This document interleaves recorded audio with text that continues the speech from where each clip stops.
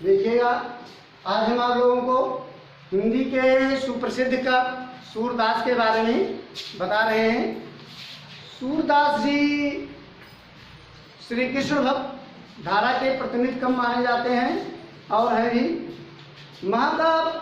सूरदास के बारे में विद्वानों ने कहा है कि तत्त तत् सूरा कही, तुलसी कही अनूठ, बची खुची कबीरा कही और कही सब झूठ।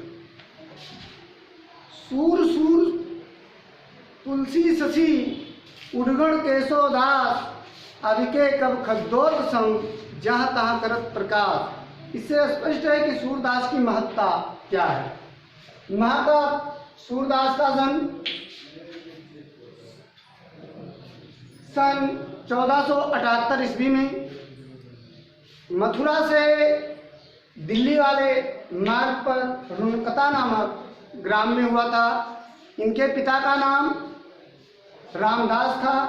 कहा जाता है कि रामदास के पुत्र सूरदास ने जन्म रुनकता में पाया। गुरु वल्लभ से दीक्षा लेकर कृष्ण भक्त सागर लहराया। तो ऐसा स्पष्ट है कि इनके गुरु वल्लभाचार्य जी थे, जिन्होंने इनको जो है पुष्ट मार्ग में दीक्षा लेकर के और भगवान कृष्ण की भक्त का मार्ग प्रशस्त कराया। कुछ विद्वान महाकवि सूरदास को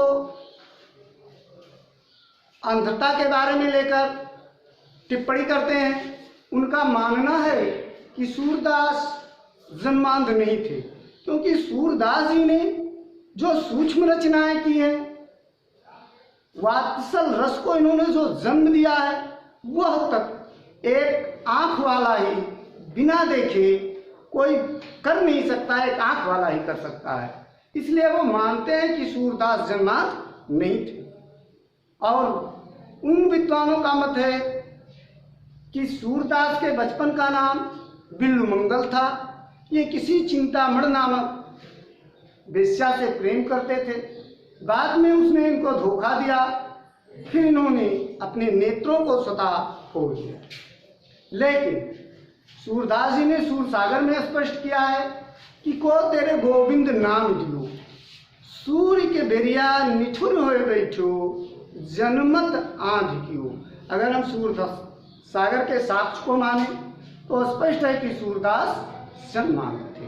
भारतीय हरिश्चंद्र जी ने भी बताया है कि सूरदास जी ये आसार संसार को ना देखने के लिए ही इन्होंने अपनी आंखों को बंद कर रखा था। इससे स्पष्ट होता है कि सूरदास जन्मांध थे। अब बात आती है इनकी रचनाओं की। तो सूरदास जी ने मुख्यतः 3 रचनाएं रची, जिसमें सूरसागर है। सूरसागर में 1.25 लाख पद बताए जाते हैं।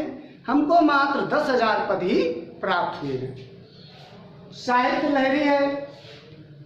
साहित्य लहरी में 11,107 पद बताए जाते हैं। सूर सारावली है।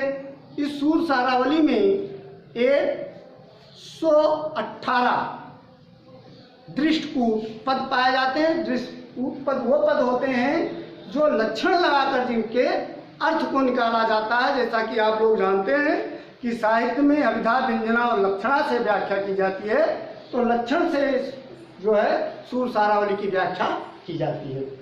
इनके मृत्यु के बारे में बताया जाता है कि सूरदास की मृत्यु 1583 ईस्वी में हुई थी और इनके मृत्यु के वक्त इनके गुरु के पुत्र गोस्वामी विठल दास जी ने बताया था कि पुष्ट मार्ग को जहाज जाते हैं, लेनो हो सो ले। सूरदास जी अष्टछाप कवियों में सर्वश्रेष्ठ कवि माने जाते हैं। और आचार्य रामचंद्र जी ने बताया है कि कृष्ण भक्त धारा की कृष्ण का गुणगान करने के लिए जो अष्टछाप का गठन गोस्वामी विठल नाथ जी ने किया था, उसमें प्रमुख सूरदास जी थे, जिन्होंने अपने काव्य रचना से जो वीणाएँ झंकृत किया, उसमें सबसे सुमधुर और सुरीली काम अंधे कसूर की थी, जिन्होंने अपने बंद नेत्रों से वात्सल्य का कोना कोना झाँक दिया था। इस तरह सूरदास जी ने हिंदी साहित्य में एक महत्वपूर्ण स्थान को प्राप्त करके भगवान कृष्ण के बाल स्वरूप का वर्णन करके सोई हुई जनता को रोक रंजन स्वरूप से भगवान कृष्ण को सखा मान करके साख भाव की रचना करके साहित्य में प्रमुख स्थान प्राप्त।